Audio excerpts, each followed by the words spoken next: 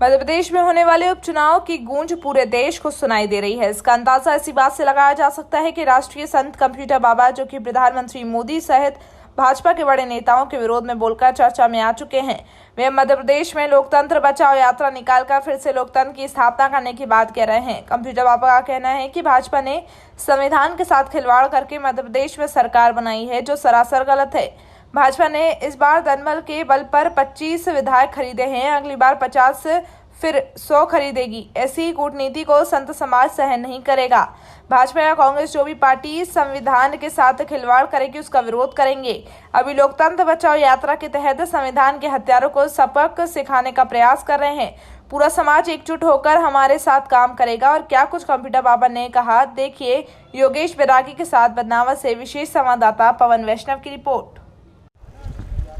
मध्य प्रदेश में सियासी संग्राम थमने का नाम नहीं ले रहा है। जहां 6 महीने पहले भाजपा ने दल बदल करने वाले विधायकों के साथ अपनी सरकार बना ली थी, वहीं हमारे साथ कंप्यूटर बाबा मौजूद है, जो मध्य प्रदेश में लोकतंत्र बचाओ यात्रा निकाल रहे हैं, जो पूर्व में उन सभी विधानसभा सीटों पर गए हैं जहां पर उपचुनाव होना है। हम आपको मिलवाने जा रहे हैं नामदेव दास त्यागी जी उर्फ कंप्यूटर बाबा के नाम से, जो कि पूर्व में भाजपा सरकार में राज्य मंत्री का दर्जा प्राप्त कर चुके थे। साथ ही उन्होंने भाजपा सरकार से मात्र इस बात के लिए इस्तीफा दे दिया था कि जो भाजपा सरकार है वह कहीं ना कहीं अपने उद्देश्यों से, अपने प्रस्तावों से भटक रही थी। हमको चर्चा करवाते हैं और बताते हैं कि किस प्रकार से लोकतंत्र बचाओ यात्रा के तहत बाबा एक बार फिर से प्रदेश में कांग्रेस के पक्ष में या भाजपा के पक्ष में, किस पार्टी के पक्ष में प्रचार कर रहे हैं, जानते इन्हीं से।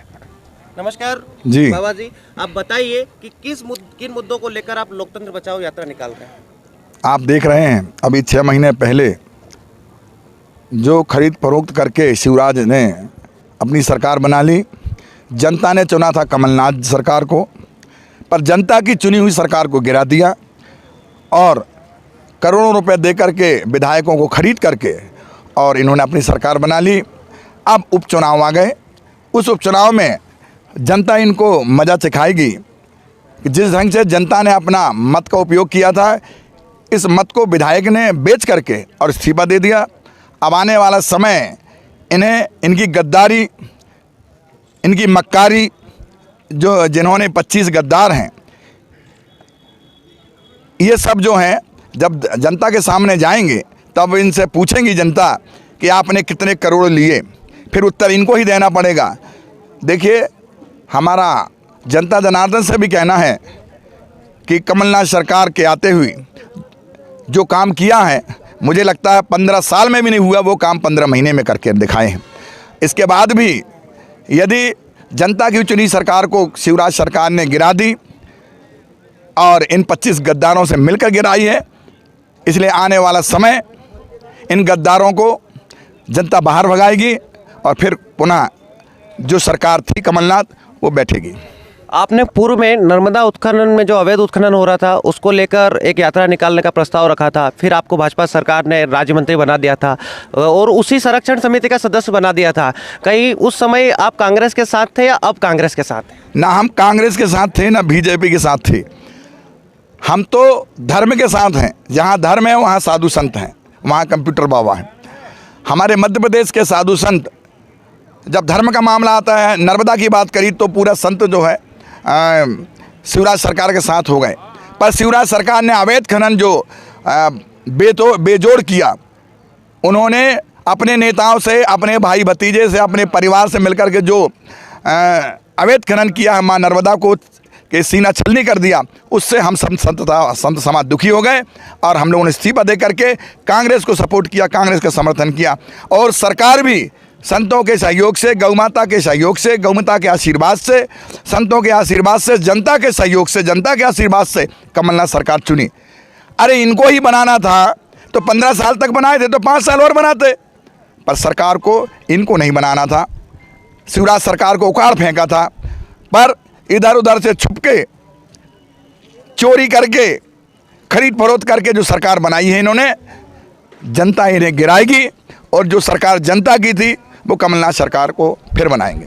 भाजपा हमेशा चुनाव के समय हिंदुत्व का एक चोला ओढ़ के संत समाज को अपने ओर आकर्षित कर लेती है, लेकिन इस बार ऐसा नहीं हो रहा है। कहीं ना कहीं आप अगर कांग्रेस के पक्ष में लोकतंत्र बचाओ यात्रा निकाल रहे हैं तो क्या ऐसा मान सकते हैं कि संत समाज का जो है प्रभाव अब कांग्रेस की ओर हो रहा है? नहीं, अब पक्ष की बात कहाँ है, कांग्रेसी पक्ष कहाँ है? अब ये तो जनता का मामला है। धर्म और अधर्म की लड़ाई हो गई। लोकतंत्र की हत्या इन्होंने की है, इन गद्दारों ने लोकतंत्र की हत्या की है और शिवराज सरकार ने लोकतंत्र की हत्या की है। हमारे संविधान का रक्षा करना हमारा कर्तव्य है, हमारा भी कर्तव्य है, संतों का भी और नेताओं का भी कर्तव्य है, जनता का भी कर्तव्य है। जिस देश में रहते हैं, जिस प्रदेश में रहते हैं, उसके नियम कानून को मानना हमारा काम है। प्रजातंत्र की रक्षा करना हमारा काम है, लोकतंत्र की रक्षा, संविधान की रक्षा करना हमारा काम है। अब एक तरफ धर्म है तो दूसरी तरफ अधर्म है। एक तरफ धर्म जो है वो साधु संतों के साथ, जनता जनार्दन के साथ और मतदाताओं के साथ खड़ी है, तो दूसरी तरफ अधर्म है जहाँ 25 गद्दार और शिवराज सरकार है। आप नरेंद्र मोदी जो प्रधानमंत्री है, सिंधिया जी, साथ में जो शिवराज सिंह जी चौहान जो सीएम है, उनके खिलाफ भी बोल चुके हैं, खुलकर बोल चुके हैं। आपको कोई खतरा नहीं रहता इससे? हम बाबा जी हैं, जब साधु बनते हैं ना तो पिंडा सब पड़वा के रखते हैं, कल के मरने आज मर जाएं। हमने कहा था इनसे कि आप कंप्यूटर बाबा को आप हत्या करा सकते हैं, परंतु लोकतंत्र की हत्या नहीं होने देंगे। लोकतंत्र को तो हम बचा के रखेंगे, संविधान को हम बचा के रखेंगे, क्योंकि ये प्रजातंत्र का मतलब ही खत्म हो जाएगा। अरे आने वाले समय में ये तो 50 सीट लाएंगे और 100 सीट खरीद लेंगे, तो हमारे जनता का मत का कोई औचित्य नहीं निकलेगा। ये जनता सबक सिखाएगी।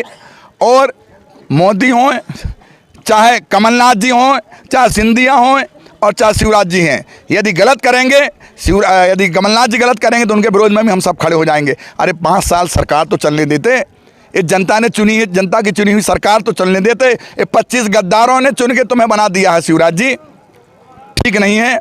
आने वाला समय आपका ठीक नहीं होगा। जिन 28 विधानसभा सीटों पर उपचुनाव होना है, क्या लगता है कांग्रेस फतह कर पाएगी? देखिए,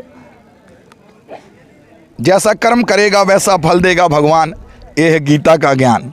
तो ये तो सिस्टम में है कि जो 25 गद्दार तो नहीं आएंगे, सरकार कौन बनाएगा ये संतों को तो नहीं मालूम, पर जो 25 गद्दार जिन्होंने लोकतंत्र की हत्या की है, जिन्होंने जनता को दी हुई सरकार को ख़त्म किया है और इन्होंने लोकतंत्र की हत्या करके जिस ढंग से इन्हें काम किया है, ऐसे 25 गद्दार तो अब आने वाले नहीं।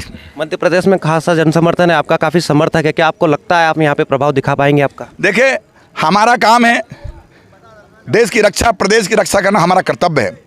और हम साधु संत मिलकर, हम तो 10,000 साधु संत निकलने वाले थे, पर ये कोरोना महामारी के कारण हम लोगों ने जो है बड़ा सोच समझ के लगभग 150 साधु हम लोग निकले हुए हैं। नहीं तो हम उन्होंने 1,000 महात्माओं को 10 ग्रुप बनाए थे, 10 में जाते, पर देखा कोरोना महामारी और बढ़ती जा रही है, तो हमारा भी दायित्व बनता है। हम तो आपसे ये कहना चाहते हैं कि हम लोगों ने जिस ढंग से जनता के सामने जा रहे हैं, जनता अपार सहयोग कर रही है। जनता कहती है कि महाराज हम पूछेंगे उन गद्दारों से कि तुमने कितने लिए हैं। ये बड़ी बात है, जनता खुद ही अपने तरफ से बोल रही है। मेरा एक अंतिम सवाल है आपसे कि संत समाज एक ऐसा समाज होता है जिसका हर तबका सम्मान करता है, ऐसा क्या कारण रहा है कि आपको राजनीति से नाता रखना पड़ रहा है? हम राजनीति से नहीं, देश में, हम जिस देश में गंगा बहती है उस देश के हम वासी हैं। हमारा दायित्व बनता है उस देश के लिए हम जी जान देने के लिए, जान समर्पित करने के लिए, क्योंकि हमारे संविधान की रक्षा करना। हम 15 अगस्त 26 जनवरी को क्या करते हैं, याद दिलाते हैं हम किसकी रक्षा करना। गणतंत्र दिवस होता है 26 जनवरी को, तो हम क्या करते हैं? तो जिन्होंने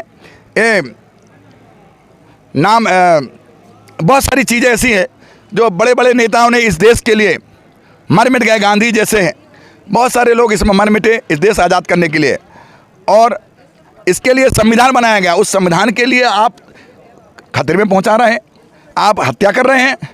इसके लिए जो है पूरा संत समाज अब चुप नहीं बैठेगा। अब भजन छोड़ करके जब जब आपत्ति विपत्ति होती है तो साधु संत मैदान में आता है।